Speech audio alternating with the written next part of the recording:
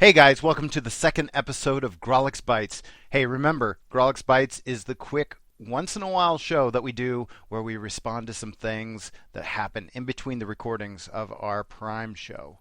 Our recent episode is up, and it's another beefy episode coming in at almost 3 hours, just underneath that. Let me tell you, we cover as many of the internet controversies as we can stomach, and I definitely recommend checking that one out. Today on Grawlix Bytes, I'm going to chime in on a few news items that have either happened since our last recording, or we just kind of forgot to talk about them. You know, that happens. Including a little talk about Marvel's current crossover event, Secret Wars, and we'll finish out with a quick interview slash conversation or conversation-view, if you will, that I had with the ever enjoyable Axton Kahler of ZombieOaksComic.com.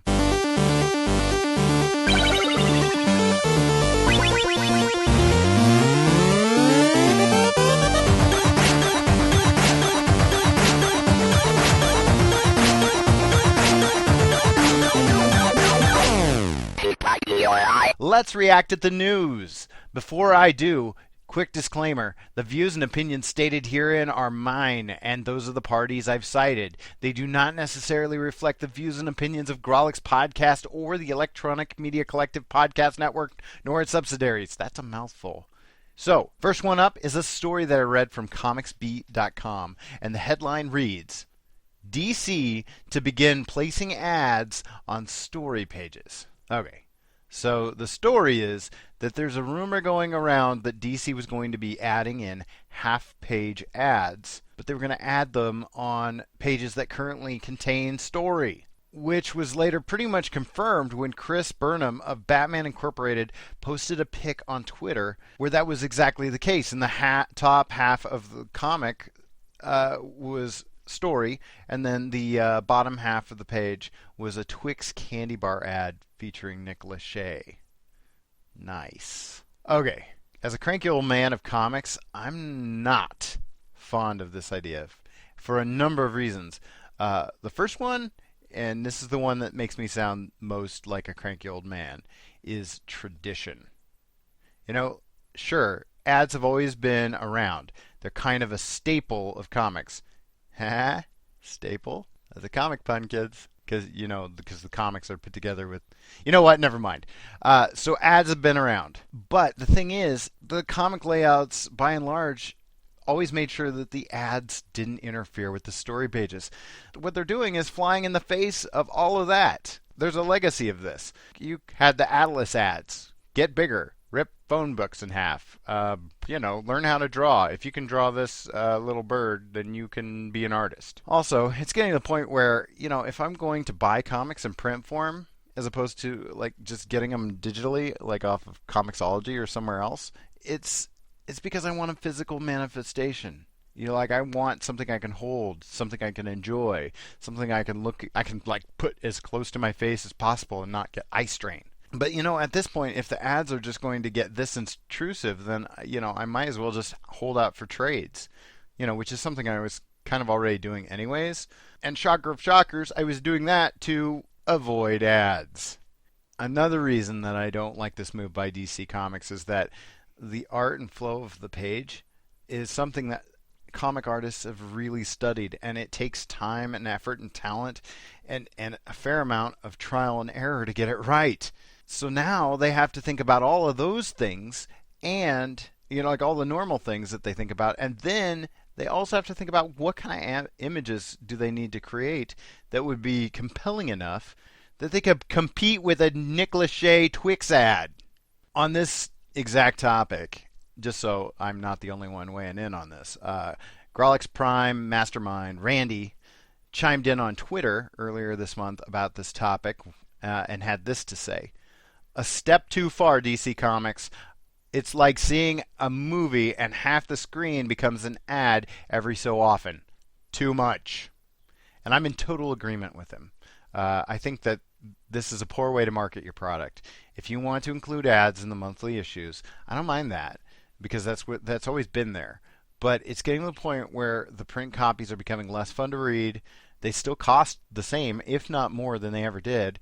And I don't know about everybody else, but I read comics to kind of escape. It's not easy to escape when I go from Batman saving the day to Nick Lachey telling me why the left Twix is better than the right Twix. Now, to be fair, there has been some update on this situation, and it sounds like it's an experiment that DC was just going to try out during their June comics. So maybe it's not going to be a permanent thing. Boy, I sure hope not. Speaking of ads, man, this is apparently a good time of the year to be considering how you include ad space in your content, because the second headline that I'm going to cover comes from Motherboard, and the headline reads, Netflix is experimenting with advertisements. So apparently, Netflix is looking to include ads for Netflix original programming, both before and after your content streams.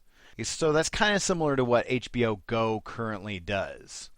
They tend to run adverts for, other HBO shows, which you could watch on HBO Go. So now I got to admit that after all that, DC Comics news and getting up in arms about that one, this one doesn't bother me as much. It doesn't make me happy, but it doesn't bother me quite as much as the DC Comics thing did.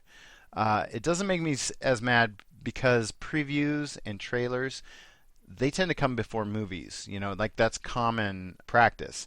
And as a moviegoer, I actually hate getting to the theater too late just because I might miss out on some of those previews and miss out on movies that are coming up. So if they do it well, then I think it would be okay. I'd like to have the option to fast forward through them. That would help things a little bit. But at least they're not in the middle of the show and they're not taking up half of the screen. DC Comics. But time is money, and as a Netflix subscriber, they're already getting my money. I already paid them for a product. So why should I be forced to watch ads for a product I basically already pay them for?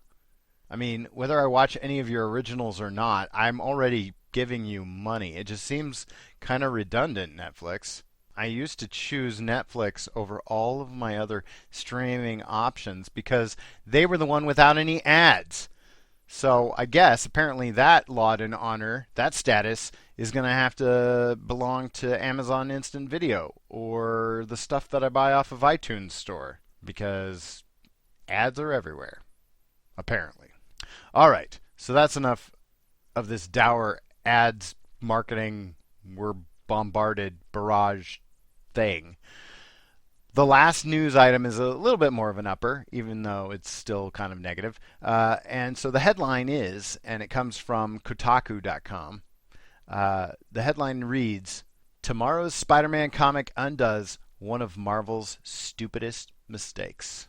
And I've got to agree. If you've listened to our most recent episode, number 17, we talk about Mephisto in our Bring On the Bad Guys poll list segment. And I even allude to the One More Day Spider-Man event, which basically caused Peter Parker to make a deal with the devil, Mephisto, and he decides to totally undo his marriage with Mary Jane in order to save the life of Aunt May. Probably one of the stupidest things in a Spidey comic, and I'm going to include the Clone Saga in that whole list. Because at least the Clone Saga gave us some interesting characters. I mean, say what you want about Ben Reilly. He was kind of fun.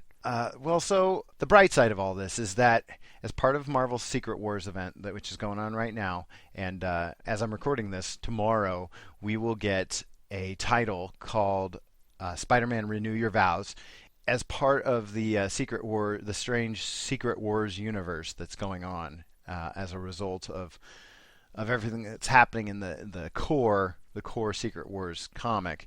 Apparently there is a spot in this new amalgamated Marvel universe for a Peter Parker that remained married to MJ.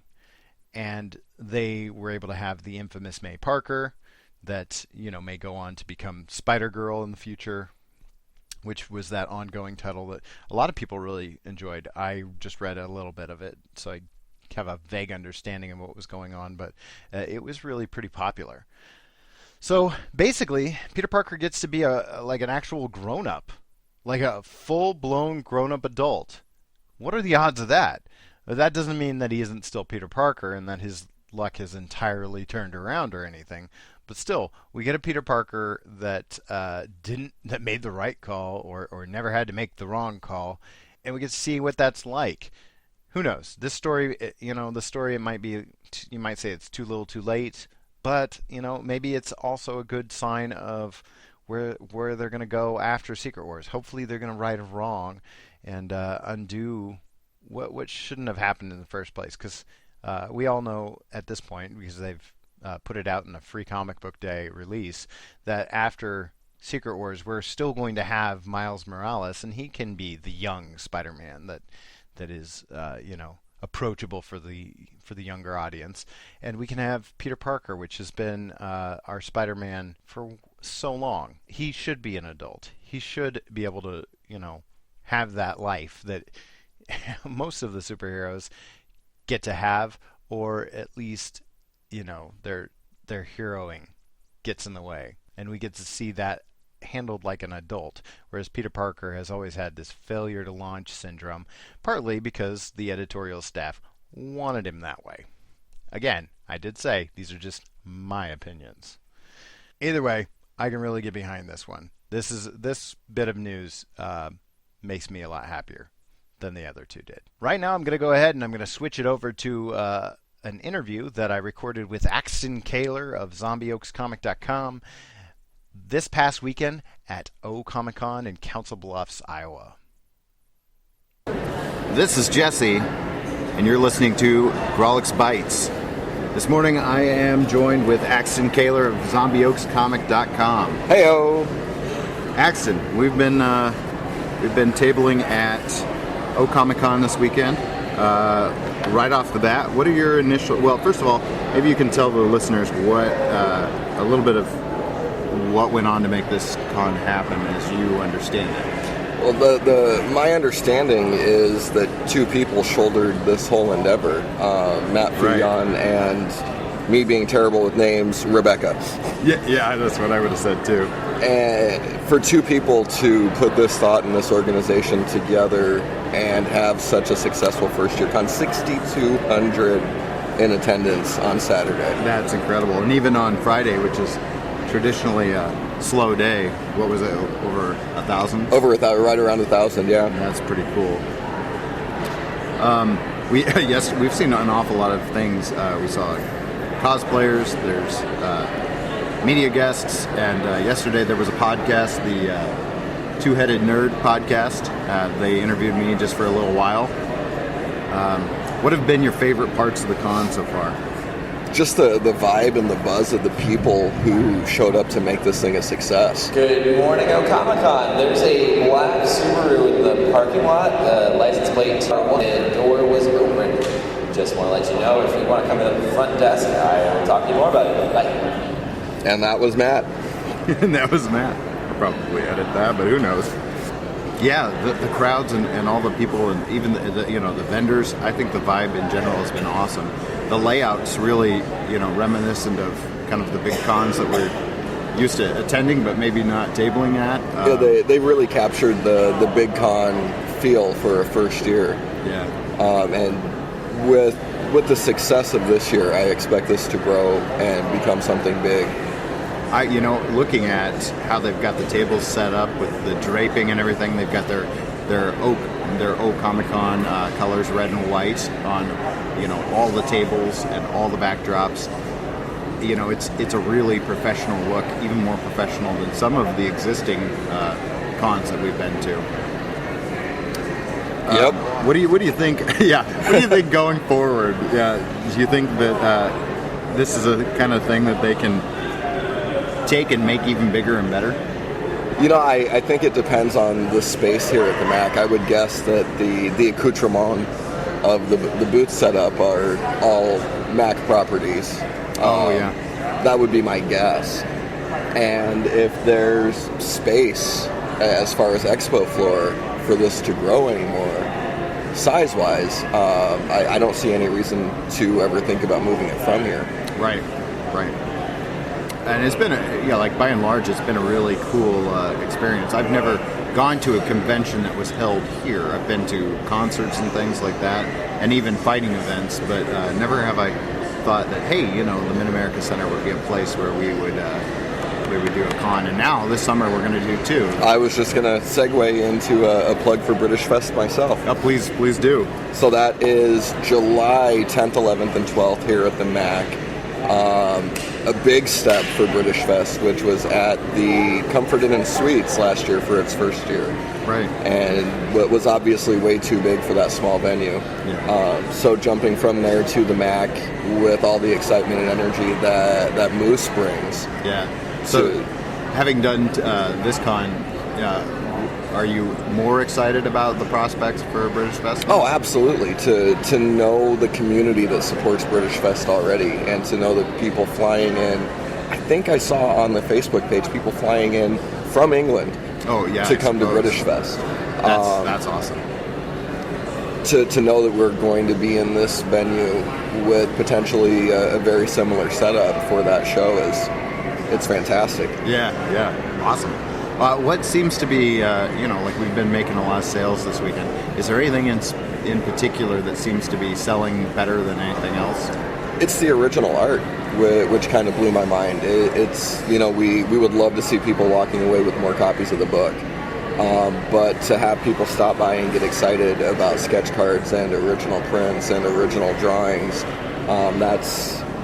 that's really probably more gratifying than people buying the book or checking out the webcomic. Right. It's almost more lucrative too. If we get right down to the bottom dollar, we probably make a little bit more off of the originals because it's a little less overhead. Less overhead, more time invested, but that's the blessing and curse of an artist. I don't think we'll ever make our time back if we broke it out and we looked at how many hours or minutes go into each one of these pieces and then look at what we sell them for. But that's every art form, I think, unless you're stealing photos off Instagram and selling them for $90,000 a pop. Yeah, exactly, yeah. And then the original, the subjects go ahead and undercut that by selling it for what it's actually worth. Right, yeah. Right. What was I going to say? Yesterday I had to cut out early, but we had some, speaking about how the books haven't really sold, we've still made some really interesting networking opportunities. Yesterday we had someone come by from the Kaneko library at UNO to get all the ISBN and author and artist info on the books, and so that could be something really exciting and really awesome. And I noticed that the Omaha Public Library set up in the front of the venue today when I walked in. Cool. And that might be worth dropping by and giving a plug. Yeah, I'm excited today because now that we've paid off our table, I feel a little bit better about maybe roaming the floor a little bit, and if there's something just absolutely knockout that's taken my breath away, I can entertain the notion of maybe picking it up. Kind of jumping back just for a second, we also talked to a gentleman recently in Omaha, Nebraska. We had kind of a tragedy happen with a fallen hero of a first responding police officer that was gunned down. And so yesterday we were able to go ahead and kind of donate to a silent auction that is going to be raising money kind of in her memory and in her honor. Officer Carrie Orozco. And so we got to talk to Officer Timothy Huffman yesterday when he stopped by the table and talked to us about that auction, and very proud to be able to have helped with the setup on that. Very much so.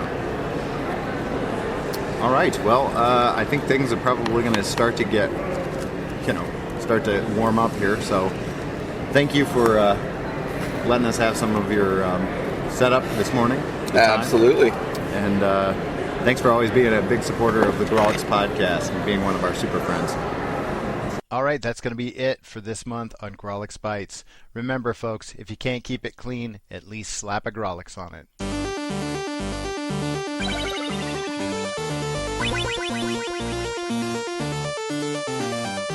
Thank you for listening to the Grawlix Podcast. The Grawlix Podcast is a production of Electronic Media Collective and Vorpal Arrow Studios. This podcast is released under a Creative Commons Attribution, Non-Commercial, No Derivatives 4.0 International License. To hear more, visit grawlixpodcast.com. Follow us on Facebook at facebook.com/grawlixpodcast and like us on Twitter, twitter.com/grawlixpodcast.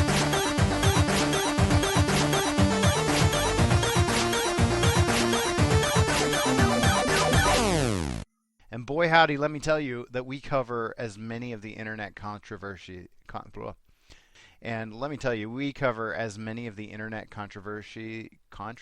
I can't say controversies.